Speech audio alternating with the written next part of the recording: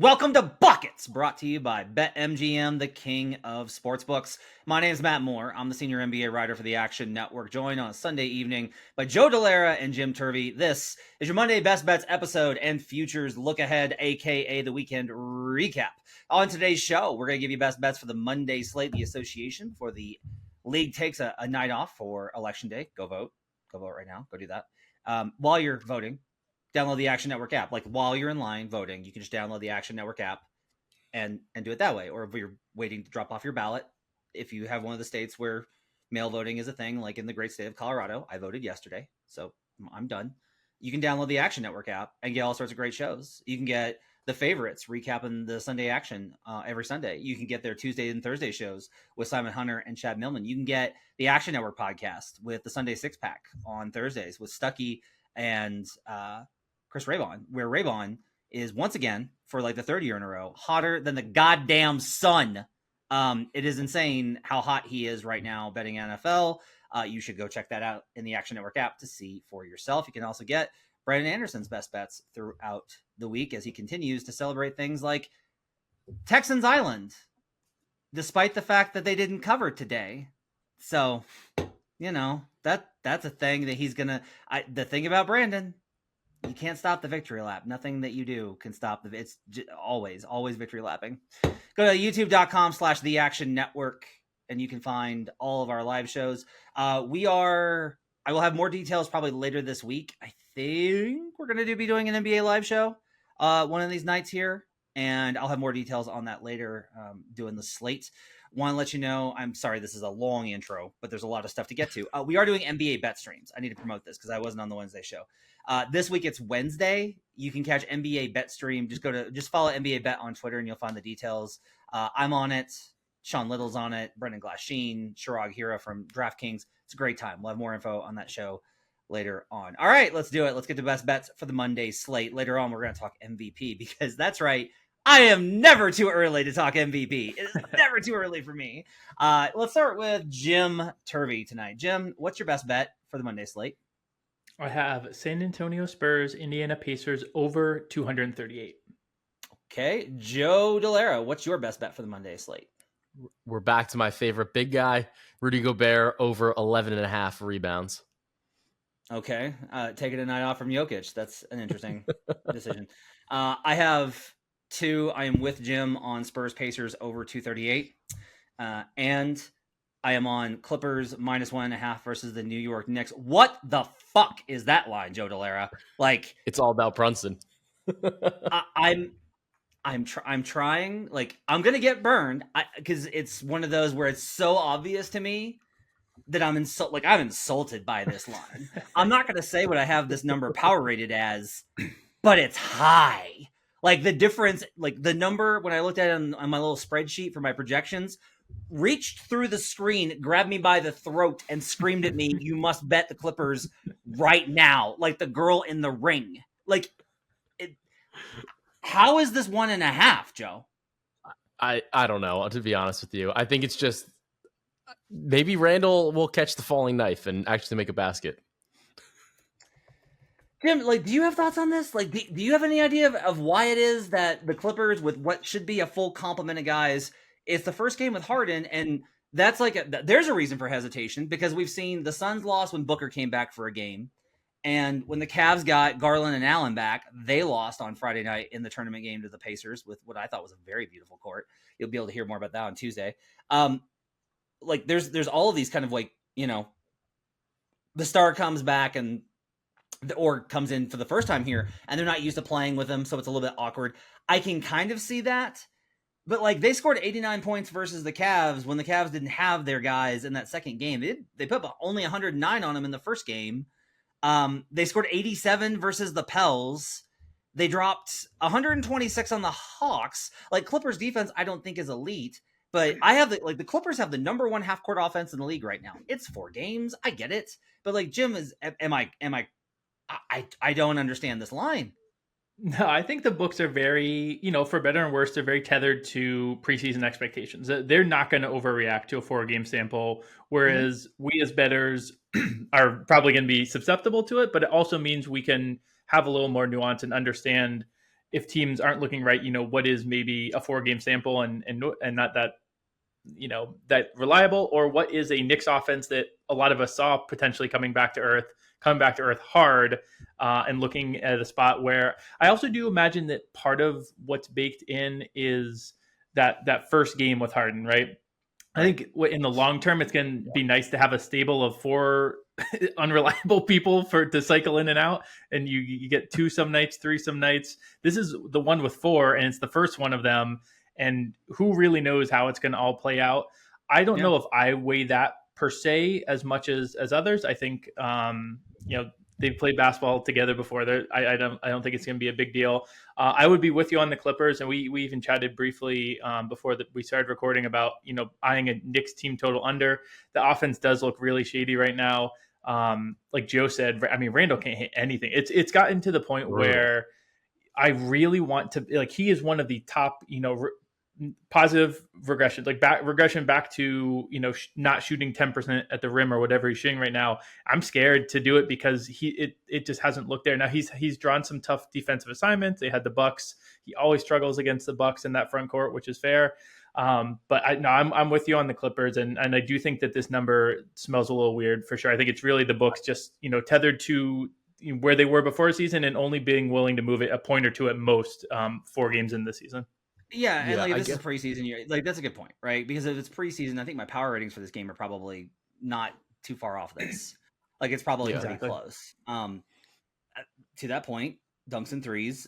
Knicks have had the 3rd toughest strength of the schedule so far. The Clippers have had the 28th, right? So Clippers are a plus 3.1 in net rating adjusted. Knicks are still plus 0.6, even though they're 2 and 4. So they're still a positive team here. They're at home. I kind of get it. I think the reason I'm still okay on betting this and have bet it and will continue to not hedge out of it is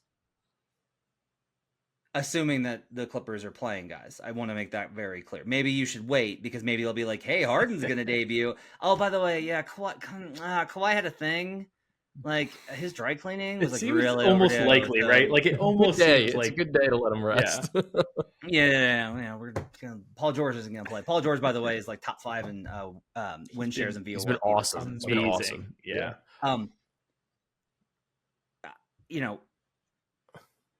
If the number is basically on preseason, that would make a lot of sense, and you shouldn't overreact that much, and I had resisted the idea of putting in, even adjusting to in-season numbers early. I went ahead and did it because I was I really want to see what this looks like right now, and to be fair, that's influencing things because the current numbers are oh god, the Knicks are a hazmat zone.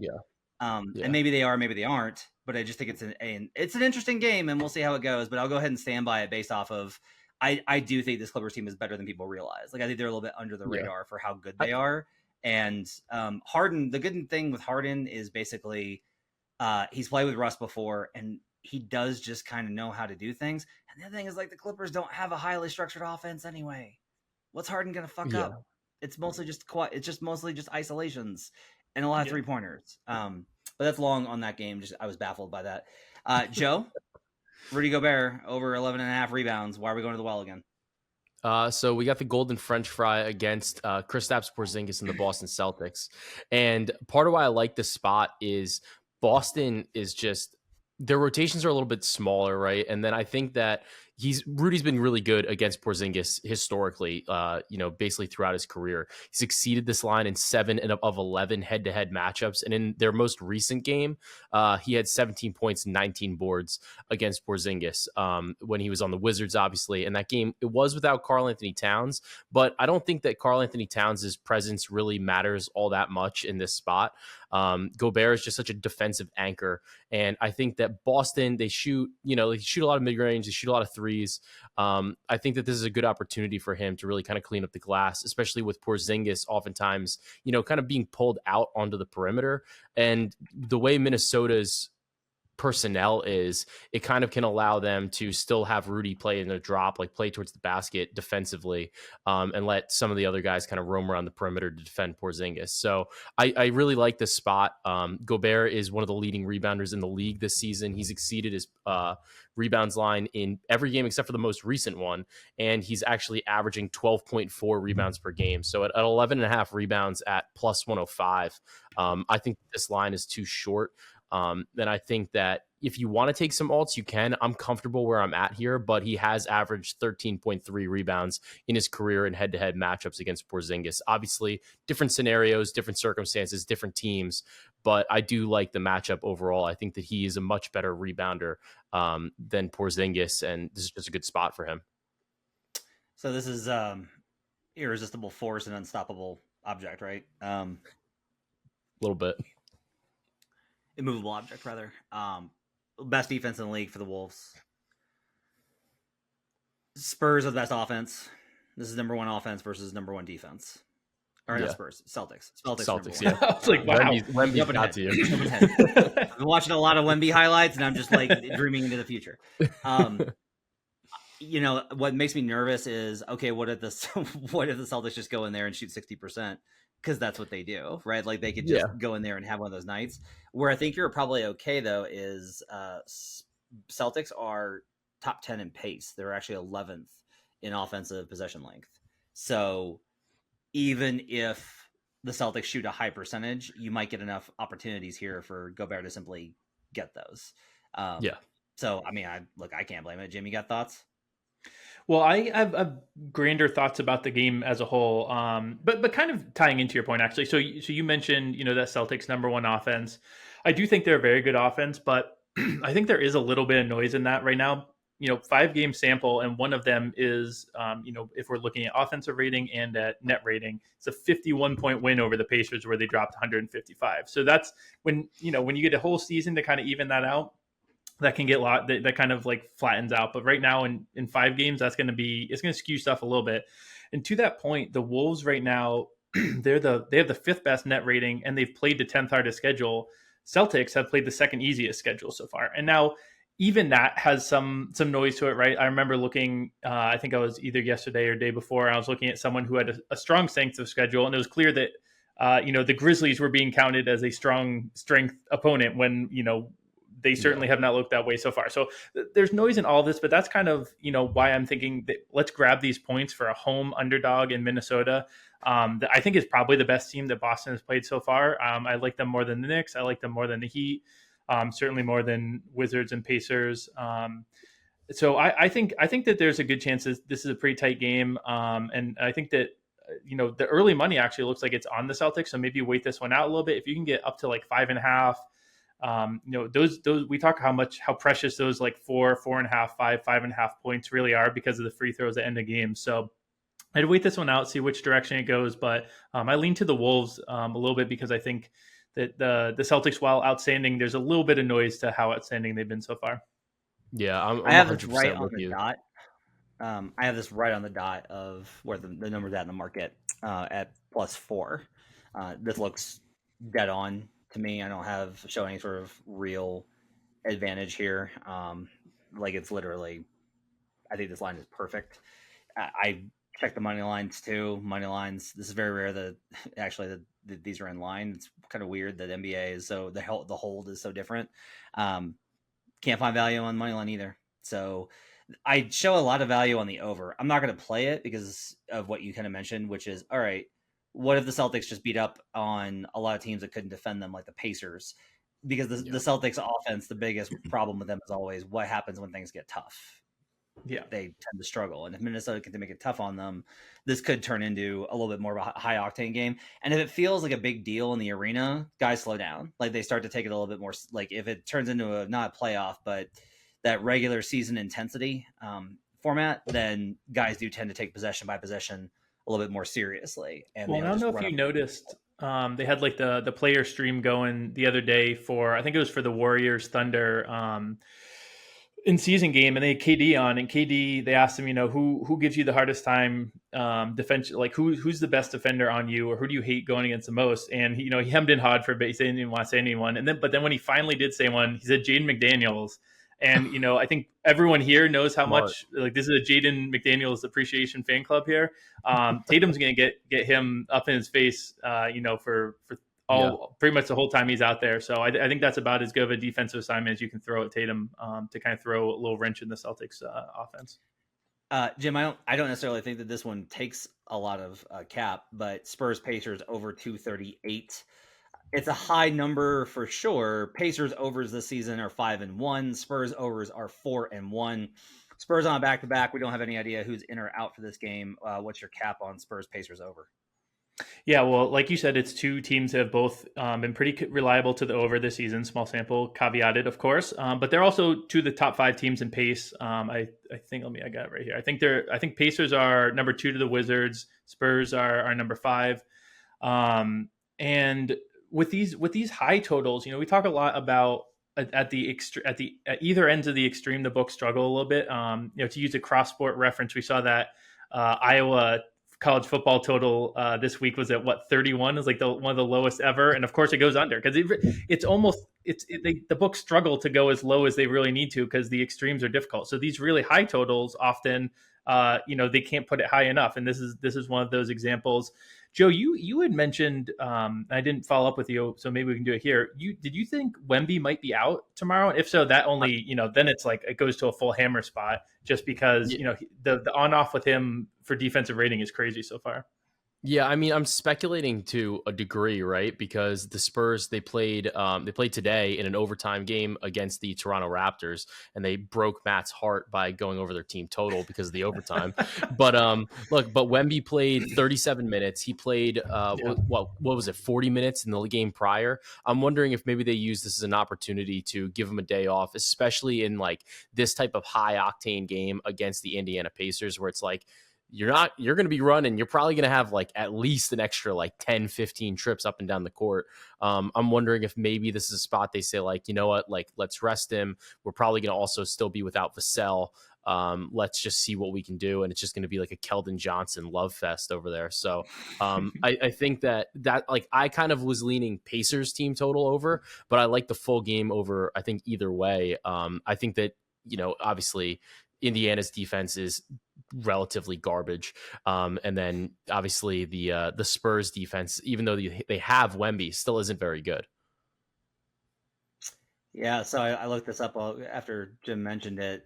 Victor Wembanyama off court this season, a 123.6 defensive rating. That's not good. Now, not great. Now that's it's like the numbers are the same basically for Vassell, and actually a little bit better. They're actually a little bit worse defensively with Sohan on the court. So a little bit of it starter's bench, but that doesn't really make things better. To me, this is actually a Pacers cap. To me, it's just like the Pacers in the spot versus a tired team are just going to run. And I just think that we saw that they got absolutely annihilated by the Celtics. I think it's good the Pacers are going to be. I think they're going to run mediocre and bad teams out of the gym with their offense. And I think they're going to get run out of the gym versus all the good teams that are like, oh, you want to run? Cool, let's do that. Let's go run. And that's kind of the cap. I like all those.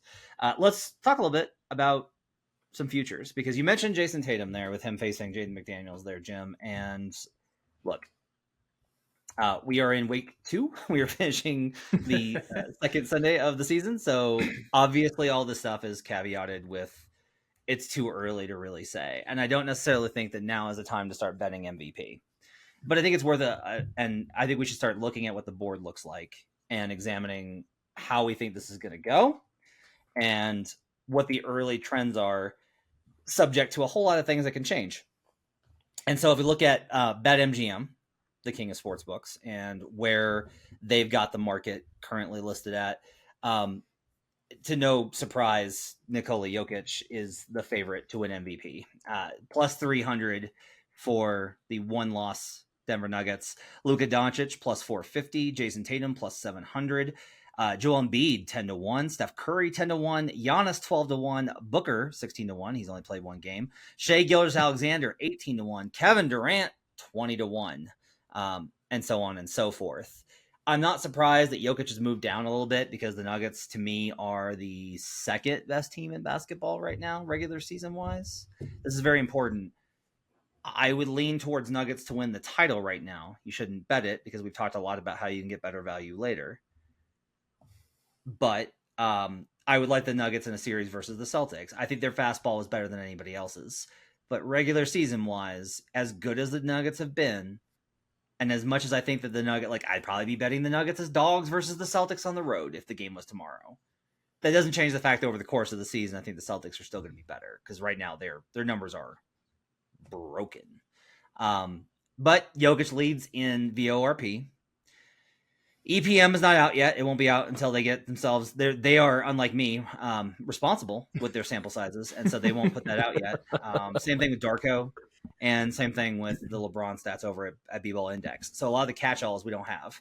But Jokic, once again, in VORP, he's always number one in VORP. The stats are incredible. They're always going to be amazing. Joe, I'll kind of start with you. Look, we talked a lot about how, in the preseason, I didn't know what to do with Jokic, and I didn't know if the Nuggets would be that good. I bet the under on them. That looks like a lost bet. We'll see what happens. Jamal Murray's going to miss some time. They are thin. There's some weakness. Like, they've started awesome. They will go through bad times like anybody else. It just depends on how bad it gets. But as much as Brandon and I are very confident in the age restrictions that have typically held to this award, only 2 players over the age of 28 in the last 25 years have won this award. Joker just looks, every night he's just absolutely crushing. And he looks definitively like the best player on the floor and in the NBA still.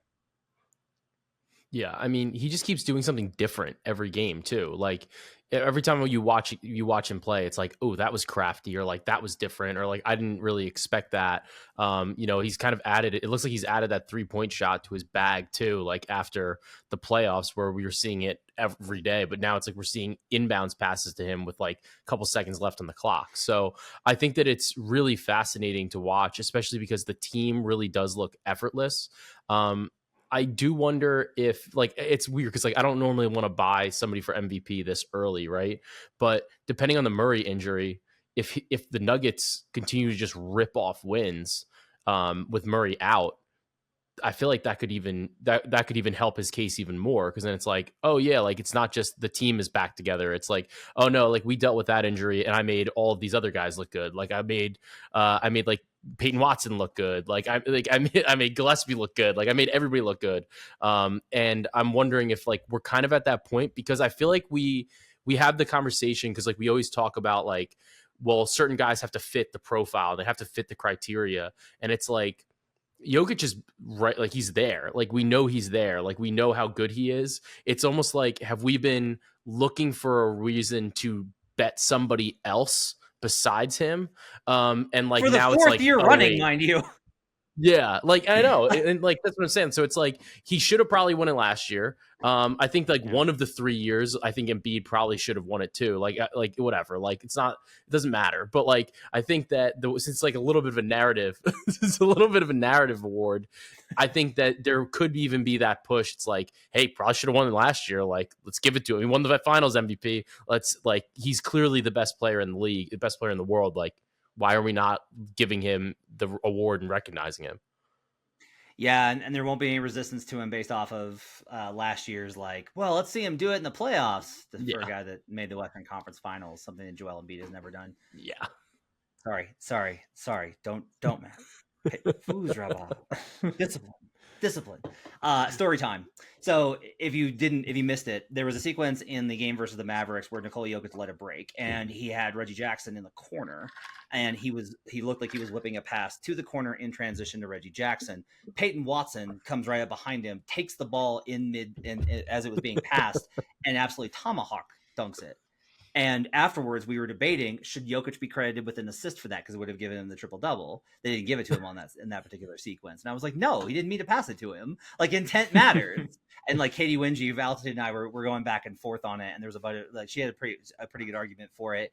But I was just like, okay, like I'm going to settle this and make sure that we're clear that was not intentional. So I asked Jokic, I was like, on that play where Peyton grabbed it and dunked it, like you were trying to pass to Reggie, right? And he was like, no, I heard Peyton behind me. And I was like, what? And he was like, yeah, no, he called out, so I passed it, and that way either one of them can get it. He made a pass that either one of them could get. Like, he literally made a pass that could have resulted in one of two assists based on the multiverse. What the fuck is this guy? That's insane. It's ridiculous. So anyway, that's Jim. Your thoughts on Nikola Jokic as I continue to be blown away watching him every night. Yeah, to me, this MVP race is really a two-person race. So let's kind of peruse through the top 7 here. So we mentioned Booker. We'll go 7-1. Booker, he's already out. It sounds like they got the MRI. That's a no bet. Then you go up 1. Giannis quietly, I think he is going to have moved into the we want him to prove it again kind of category right now.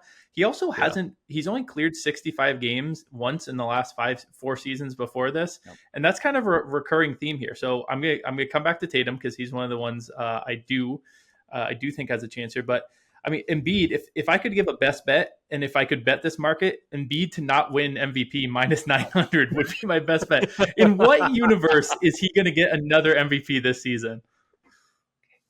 I was about to get very upset, but look, I will say this. I'm often labeled a hater, and it's not wrong. But the reason is because, I feel like, look, I was talking to my son the other day. This is a divergent, but I think it's important. I was talking to my son the other day, and he was like, we were talking about something. I mentioned, well, a lot of people think that I'm too hard on people online. And he was like, why? And I was like, well, I cover the best athletes in the world. And I was like, I cover the best, and they work so hard. I told my son, I was like, I see these guys in the locker room afterwards when they can barely walk, when they're exhausted and downtrodden, and when they're in their lowest moments of defeat. And I see how much work goes in every single day. And I'm never going to be amazed or confused on the fact that what they do is exceptional and phenomenal and different from everybody else. I was like, but if you're going to be considered the best players in the world, then I have to be extremely detailed in my criticism. Like, I have to care enough to differentiate and ask whether you're really there. This is all to say that I've been hard on Joel Embiid, and I think he's been absolutely phenomenal this season. I think he has been so good. The assists are considerably up. He's averaging 7 assists per game this season. A lot of this is that Nick Nurse has done things like run dribble handoffs, and that's not like gaming the system. A ton of Jokic assists are DHO. That's a ton of them. And it's kind of proof that, like, yeah, you can manipulate things to get these. Now, Jokic is legitimately one of the best passers in the history of the league, and Embiid's not. But he is passing a lot more out of face-up. He is passing a lot more at the top of the key out of pinch post. They're using him in different ways, and he, to his credit, has really committed to being better in those instances. And so, like, I think he's been really great. The Sixers have really good vibes. I can't trust him to stay healthy, so that's like a no bet for me on that. And I don't know what this team is going to like. Part of this with the Sixers is things are really good now. The vibes are good. Kelly Oubre is balling, helping out. Tyrese Maxey, we talked about him last week. As his numbers continue to drop for most improved. What happens when this team hits adversity? That's what I got to see. If they can show me that they can get through that, I'll feel a lot better about it, Jim. Well, and here's the thing, like, honestly, everything you just said, I agree with. And I'm not even a Joel hater. I was the one, semi-defending that MVP last year. But it's a narrative award, and there is no way on planet Earth that he will, after all of that. To me, this is a market that has you can almost take out the hold, because I literally cannot fathom a world in which Joel Embiid wins MVP. I think he could go for 40, and partly because there are so many other good players in the league. So let me not get too held up on that, other than to say I don't see Embiid winning this award at all. Steph Curry, again, injuries. He hasn't played at least 65 games since 2018. He's only done it once in the last 6 years before this. Again, maybe this is a year, but I at 10-1, I don't think it's quite worth it, even though he's playing amazing to start the season. Luka, another one who quietly, his career high after his rookie season is 66 games played. Now, maybe some of this is, a factor of there wasn't motivation to play those extra few games. It's not like he's missed large chunks of time, but every season he's missed time. He went into the locker room tonight. He is not as sturdy as Jokic and Tatum, which to me is a part of this cap that I think, because it's its first season, I think we're all kind of sleeping on a little bit. And, that might be the biggest thing with Jokic. Not only is he unfathomably good, and by the advanced stats, by everything. He won the title last year. He also just plays like night after night. Last year was his low with 69 games, which easily clears that bar. And we know that he was sitting multiple games just because they didn't care and they almost wanted to tank him out of the MVP race. So the stamina part of this, the games played, I think is something that for me, it really, and then put on top of that the Nuggets and Celtics are teams that we think are the two best teams in the league. And I really think that it's Jokic and Tatum. I have Tatum from preseason. I'm going to wait for some lull for Jokic to try and hop on that. If not, I'll bite the bullet and at some point I'll have to add, definitely not this early in the season, but for me, it's those two that are the only ones that are really catching my eye. I like Tatum a lot, still at 7-1. He kind of came around by the end of all the research in preseason. He kind of came around to be my favorite bet, just because the market is still kind of, the market kind of agrees with Brandon Anderson. And what I mean by that is Brandon doesn't think that Tatum is good enough to ever be among those players. And that's not a Brandon specific complaint. Ken Barkley over at You Better You Bet talks about this a lot, about just like, you have to be at a certain level of guy. And Tatum's not. And it's weird to me because I'm like, look, he's made 4 conference finals and a finals. He's averaging this year 39.3 and he averaged 30 last year. I don't know what it is that we're looking for. If the classic model of scoring a shit ton of points as the best player on the best team is no longer valid, we really have kind of moved into an analytics versus whatever the fuck last year was. But we've really kind of moved into an analytics forward conversation about these things, right? In that you've got to have the advanced stats, because that's where Tatum really suffers, because his team is so good and it's evenly distributed and Tatum doesn't control the ball the same way. I honestly think that part of this is that Tatum's usage is never necessarily astronomical. And that's an interesting kind of counter position here, is how much of this, and that's what makes, again, Jokic so incredible, is he's won 2 MVPs despite being a not incredibly high usage player, in part because usage doesn't track the assist, right? It doesn't track when how much he's got the ball. Embiid's got the highest usage this season. Doncic is second. Fox is third. Donovan Mitchell is fourth. If you want to buy low spot, I'm going to continue to say they beat the Warriors tonight. If that team gets back to where Brandon and I thought they would be preseason, if we wind up right on the Cavs, Mitchell's number will drop. It may not be good enough for you to be able to buy out on it or hedge against it, but Donovan's balling to start the season. Tatum's not on that list. Tatum's 18th in usage. He doesn't dominate the ball, but he puts up 30. Do what, Jim? Below Cam Thomas in usage. Yeah, so I am just kind of look, are we really going to have no case for scoring 30 points and being a plus defender on the best team in the league because his team's too good, when it's not? This is not it's Drew Holiday and Kristaps Porzingis. This is not Kevin Durant, Klay Thompson, and Draymond Green. Yeah. No, that's a very good point. I mean, I guess the thing with Boston this year, right? Maybe this year he has a better chance to win, just based on the fact that the rest of the team, the starting lineup is great. They're they're 6 deep, right? After that, it's a lot of oh, all right. I hope nobody gets hurt. And I think that maybe that's kind of but really though, because one of the things that I noticed about Tatum, which is interesting, is a lot of times when I look at player props, right? When you sort by wins by 10 or wins by 15 or more, a lot of times the superstars don't score because they don't need to score, or they already blew them out. Tatum is not one of those dudes because Boston just doesn't have enough guys. And he continues to score 30 points per game in the blowouts. So you'll see lines this week they had Tatum against, I think, what did they play? The Blazers one game. And it was or the Wizards, and it was 24.5. And it's and he went easily over it in a blowout. And Tatum still kind of puts up those big numbers just because they don't have anybody. So I think that he's one of those guys where, even though Boston's so good, they kind of still need him to be really good. And I think maybe the splits between the Tatum lineups or like the starting lineups, and then some of those full bench lineups are going to be a little bit more like significant than they have been in years past. And maybe that's kind of how he can kind of edge his way in there analytics wise. Whereas like Boston, their big strength had been their depth for so long, and they kind of traded a lot of that away this offseason to get, to build around Derek White, to get Kristaps Porzingis. And maybe that's the way that Tatum can get there from like an advanced analytics model, just based on those splits between his minutes and then like non-Tatum minutes.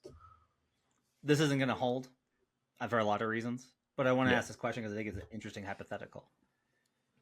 If the Clippers are as good as their early numbers suggest, which again, a lot of reason to think that's not true, are they ineligible because of the amount of talent they have? Like, we've seen this pretty consistently where you can have a really good team, but you do have too many names. And I don't know, like, it would, I can definitely see it being March and me trying online to be like, you guys should really consider Paul George, and no one listening to me, like absolutely no one paying attention to me, just being like, all right, Matt, sure. Because he has been their best player and he's more likely to play than Kawhi. But Harden's going to have the ball now. Like, is there any scenario, like what, if I came back from the future and I said, I'm only going to tell you one thing, and it's who won MVP. And you're like, wait, why, what happened? But if I told you that and I said a member of the Clippers won MVP, Joe, who do you think won it? Kawhi. Okay. But like if you told me, like if you had me guess who on the Clippers would be, I'd say Kawhi. Jim? Yeah, I mean, I probably would say Kawhi. I didn't scroll down far enough to look at these two numbers, but to your, it's a very interesting point. Right now, you can get Kawhi Leonard in 95-1. You can get Paul George 150-1. Maybe the answer isn't let's do one of it. Maybe you just put a tiny sprinkle on both these guys right now. If this is, it's Lucy with the football, or I don't watch that. I never see it. Charlie with the football. Lucy's involved somehow. That's us though with the Clippers. They always do this, and everyone falls for it, and they're always NBA media darlings. But at 90, we don't have to deal with the repercussions of them falling flat on their face, and us too. If it's a sprinkle at 95-1 and 150-1, I probably am going to get off this recording and get a touch there, because those are really tasty numbers. Great. I feel super good about this. I just cannot get there. Like I could maybe get there at like the All-Star break. Like, prove to me that you can play a little bit even more than half a season. Like Tatum, Embiid, Jokic. Yeah, Tatum, Embiid, Jokic, they're all going to be there. Like, and they're still probably going to be the favorites. So like, if Kawhi and Paul George are still playing, I'll get them later. All right. I love it. I love it. I'm gonna put that on the official account. We're putting the 95 and 151 in on the official account for a half unit is what we're gonna do. And I'll take care of our. I want like a half of a unit. Oh, you want for a tenth of a unit? We'll put it on there. Yes, that sounds fair. All right. Okay, that's Jim Turvey, Joe Dolera. You can catch him in the Action Network app and on Twitter. Jim is at TurveyBets. Joe is at Joe Dolera. Thanks for joining us. My thanks to David Payne, our producer, the Crack Video team, including Hunt and Jackson, putting this up over on YouTube at youtube.com/The Action Network. We will be back. We actually will be back tomorrow. There's no games in the association, but we're going to have a special in-season tournament look after the games on Friday night. We're going to talk about the courts. We'll talk about the style of games, all that. We're going to give you some insights on how to bet the in-season tournament before next Friday's second night of action in that. So make sure to check that out for Tuesday. Go vote. Have yourselves a great day. Thanks for joining us. Till next time, let's get buckets.